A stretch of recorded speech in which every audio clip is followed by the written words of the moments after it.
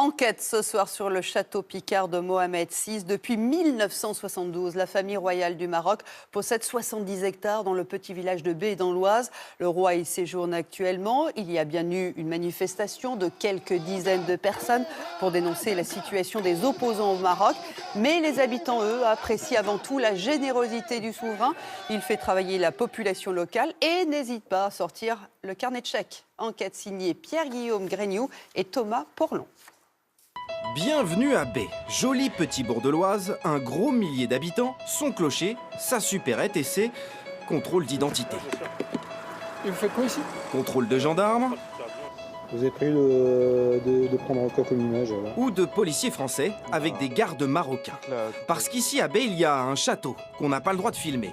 D'un homme que personne ou presque n'a vu ici, Mohamed VI, le roi du Maroc.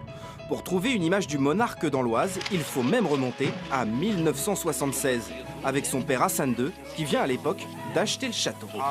Majesté, c'est mon fils de prince héritier.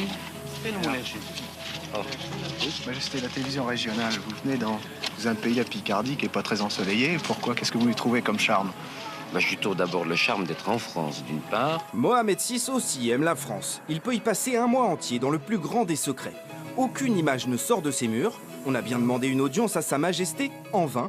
Et avoir un roi chez soi, ça rapporte. En plus de la centaine de personnes qui composent sa cour, le roi embauche des intérimaires par dizaines, jardiniers, cuisiniers, électriciens, tous du village ou des alentours.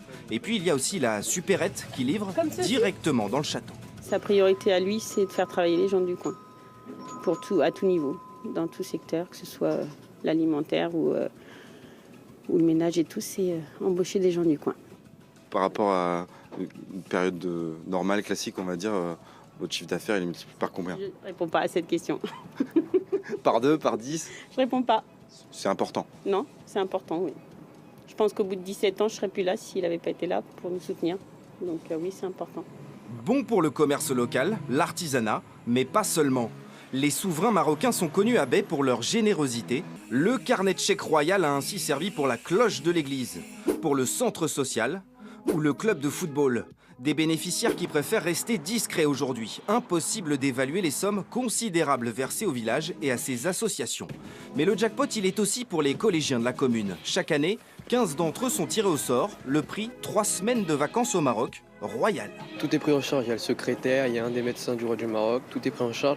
On est dans des hôtels 5 étoiles, dans des restaurants. Non, tout est parfait. Et ils vous ont donné de l'argent de poche pour sur place? 400 €. Les cadeaux du roi, le prix de sa tranquillité et de sa sécurité. Le roi a aussi financé les caméras du village. Et on ne va pas vous mentir, ce n'est pas si simple de filmer à Bé. En 2 jours de tournage, pas moins de 7 contrôles entre les gardes, la police ou la gendarmerie. Officiellement pourtant, c'est un séjour privé.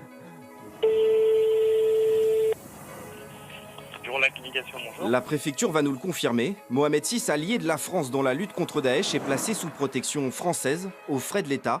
Ce qui fait aujourd'hui du petit village de Bé un endroit bien gardé et de son château, l'un des plus mystérieux de la région.